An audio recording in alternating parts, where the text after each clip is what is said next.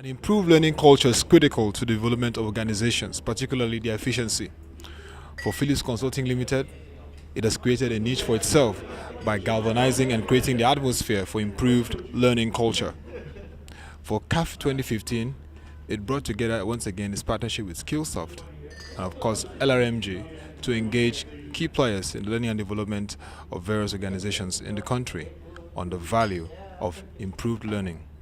In his opening remarks, the chairman of Phillips Consulting Limited, Mr. Foluso Phillips, described how Phillips Consulting has contributed immensely to transform learning process and culture in organizations in Nigeria and Africa. So we're here to celebrate learning, to celebrate innovation, because that's really what this game is becoming, to celebrate technology, which is the platform on which we're able to use it, and to celebrate the power of partnership and power of working together, and also to try and reward and recognize those who are doing the right things as far as we're concerned in this new world of what I'd like to call corporate learning. There were also presentations by Mr. Irwin Stavel of LRMG and Mr. Tim Walker on the various values and the learning culture is bringing to organizations in Africa and Nigeria, and the need for infrastructure to ensure particularly e-learning is effective, even through improved mobile connectivity. We speak further with Mr. Foluso Phillips, Mr. Tim Walker and Mr. Irwin Stavel on the value of learning for organizations, the need for the challenge in Africa to be tackled, and as well as the infrastructure needed for it. Yeah, the capacity and efficiency is actually a function of the skills that exist within our L&D divisions. The ability for us to actually take what we've got and move that into organizations, transform the way people learn, and the capability and tools that we use to do that with. So the efficiency is more about capacity, and it's also about the transformation that we are taking place in the environments. The impact really is changing from within, and the opportunities for learning departments to start training themselves and developing themselves in new skills to develop people in the organization. So based on what you've said now, what should organizations in Africa begin to focus on, considering the fact that L&D, they are below when it comes to other continents? Yeah, so one of the major challenges and opportunities is the establishment of a learning culture. We've seen from a lot of statistics, business associates and others, that the impact of a learning culture in organizations is significant when those cultures exist. So learning departments really need to move away from looking at how many learning outcomes and how many boxes they are ticking, focus more on the performance outcome, and also establishing learning cultures where people are learning everywhere, all the time and anywhere, using the available tools and resources within the portfolio of products that are in the market today.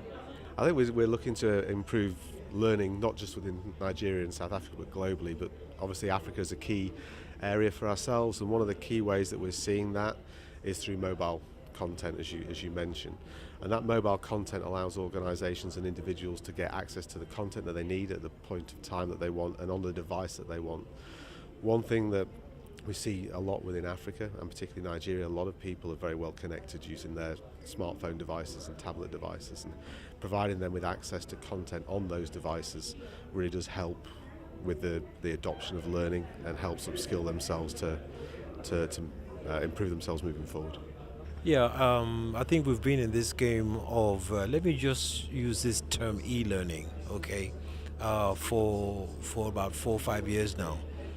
It's an area that we started off with, knowing fully well that if we have to cope with the needs of corporate learning and develop a capacity and look at all the basic benefits that e-learning offered, it was an area that we needed to concentrate on and help organizations to focus on it. So we started that journey. But what has happened is a transformation, as you use the word, that has reflected not just the awareness of organizations looking at this mode of learning, but the infrastructure that has continued to support it. So we have a situation where there's a great demand to learn. There's content that's been made available. There are platforms in which you can learn, i.e. the mobile platforms and computers and so on. And in addition, there's the bandwidth. So when you look at the combination of all these things coming together, we're saying that organizations have come to realize that employees can learn anywhere, anytime, and even just in time. So we've pursued that route. Now, in the process, also, we've had quite a few organizations that have sort of joined this bandwagon, and they have seen the benefit of it, and they have encouraged us, almost like a mutually beneficial type of relationship, where the more we've done, the more they've made progress, and the more they've come back to us to try and help them to get better and better. We've been very successful in having very, very strong global partners in the shape and form of Skillsoft, who have such a tremendous library of products and learning materials to feed the platform that exists today. So without a doubt, certainly in Nigeria, we can say, without being immodest, that we're the leading e-learning and transformational learning, digital-based learning organization in the country today. And those who are focusing and responding to us are the much more progressive organizations that realize and appreciate the power that this offers. CAF 2015 once again brings the value of learning to organizations in Nigeria and Africa. It also encourages companies that are deploying the e-learning model effectively to encourage their staff to give the best and to be productive.